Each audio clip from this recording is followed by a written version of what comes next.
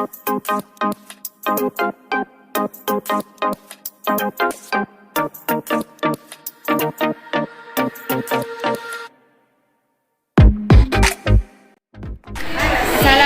warahmatullahi wabarakatuh. Perkenalkan, nama saya Mustami Sabel Arifin dari kelas 11 akhir 3 nomor absen 17. Perkenalkan, nama saya Tia Nurhayati dari kelas 11 akhir 3 absen 30. Assalamualaikum warahmatullahi wabarakatuh. Nama saya Rizky Stella Safira dari kelas 11 akhir 3 nomor absen 10. Kan saya Rizky dari kelas 11 akhir 3 absen 4. Assalamualaikum warahmatullahi wabarakatuh. Nama saya Zahra Hujana dari kelas 11 APL 3 nomor absen 35.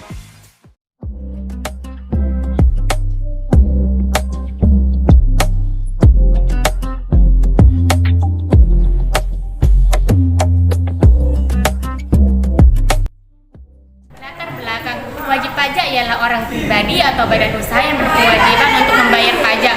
Permasalahan mengenai pajak di masyarakat masih banyak yang belum ditangani.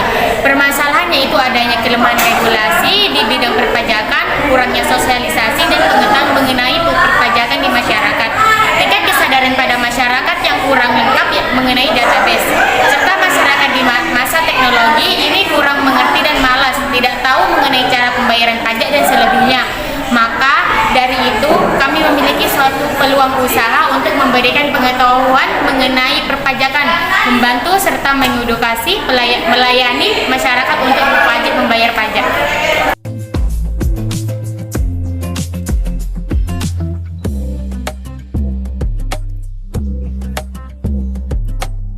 Saya di sini akan menjelaskan tentang inovasi. Inovasi yang kami berikan sangat mudah dan canggih. Kami membuat sebuah inovasi di era timbul banyak mengalami kesulitan seperti keterbatasan interaksi secara langsung, kurangnya pahamnya masyarakat mengenai pelaporan pajak. Inovasi yang kami berikan yaitu 1. Sosialisasi mengenai perpajakan kepada klien untuk membahas pelaporan dan pembayaran mengenai SPT. Yang kedua, ada aplikasi untuk memudahkan dan nyaman serta tanpa mengantri panjang dan lama untuk pelaporan, mendaftar dan mengecek informasi mengenai data pribadi pajak.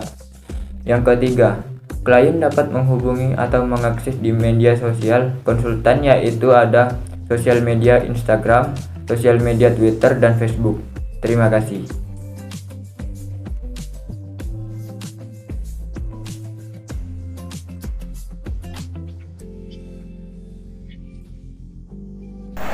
Mengenai landasan teori, definisi pajak adalah iuran rakyat kepada kas negara berdasarkan undang-undang apa yang dapat dipaksakan dengan tidak mendapatkan jasa timbal yang langsung dapat ditentukan dan yang digunakan untuk membayar pengeluaran. Jenis-jenis pajak dibedakan menjadi dua, yaitu 1.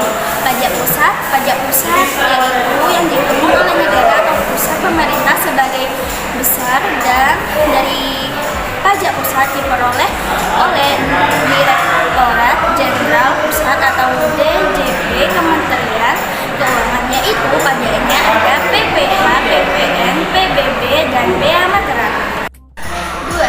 Pajak daerah. Pajak yang berputarnya dilakukan oleh pemerintah daerah di tingkat provinsi atau kabupaten kota. Pajaknya ialah pajak kendaraan bermotor, bea balik nama, pajak air pemungutan, pajak rokok, dan pajak kabupaten. Berdasarkan sifatnya, pajak dibedakan menjadi pajak langsung dan pajak tidak langsung. Pajak langsung yaitu pajak yang dikenakan kepada wajib pajak secara berkala baik perorangan maupun badan usaha.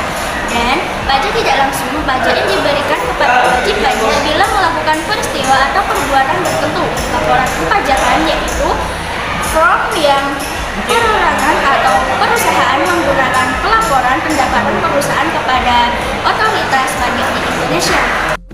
SPT surat tagihan pajak atau SPT adalah surat tagihan pajak atau sanksi administrasi berupa bunga atau denda berfungsi sebagai koreksi pajak terlukat. Sarana mengenakan sanksi kepada wajib pajak, sarana menagih pajak, jasa perpajakannya berhubungan dengan proses perhitungan pajak, laporan pajak, mengembalikan pajak wajib pajak pribadi dan badan usaha.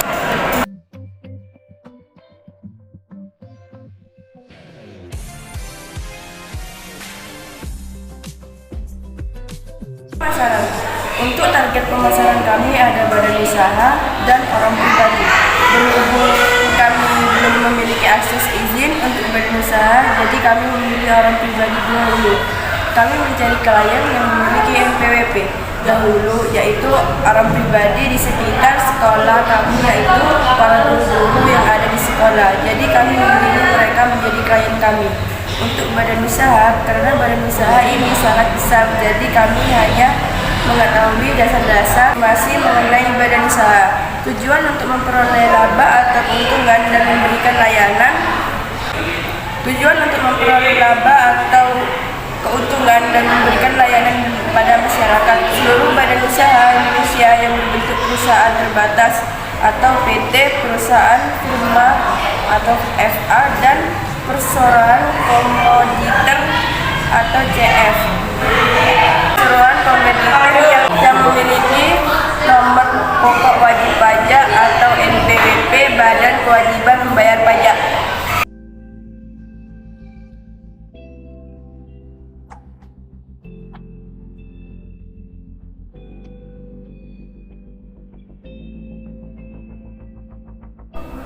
Saya akan menjelaskan mengenai SOP. Klien dapat memilih dua pilihan. Yang pertama, pilihan mengunjungi media sosial kami. Yang kedua, mengunjungi kantor kami. Nah, saya akan menjelaskan mengenai pilihan yang pertama, mengunjungi media sosial. Nah, media sosialnya itu kami memiliki media sosial Twitter, Instagram, dan Facebook.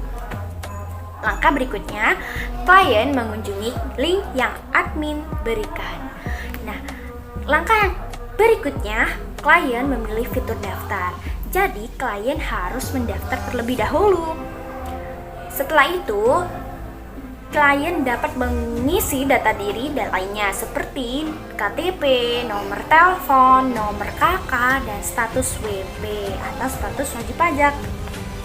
Di situ klien memilih dua pilihan. Yang pertama, pilih fitur lapor, dan kedua, pilih fitur bayar. Untuk pilih fitur lapor, klien dapat mengisi data diri seperti pengisian NPWP, upload file, untung harta, bukti posting, dan status WP. Nah, berikutnya adalah pengisian laporan SPT pajak. Nah, untuk pilihan fitur bayar, klien dapat mengupload bukti pembayaran. Nah, untuk upload bukti pembayarannya ini dapat untuk pembayarannya dapat menggunakan via transfer. Nah, saya akan menjelaskan pilihan kedua untuk klien. Pilihan keduanya ini mengunjungi kantor kami. Klien dapat mengunjungi kantor kami. Setelah itu kami akan mencari data klien. Nah, setelah itu menentukan jenis klien. Nah, maksudnya gimana ini? Menentukan jenis klien, apakah klien ini orang pribadi atau badan usaha atau memiliki suatu usaha. Setelah itu, klien dapat menyerahkan SPT atau KTP KK. Apabila masih tidak memiliki SPT atau NPWP, cukup KK dan KTP saja. Setelah itu, klien dapat mengirimkan atau mengupload bukti laporan SPT kepada kami.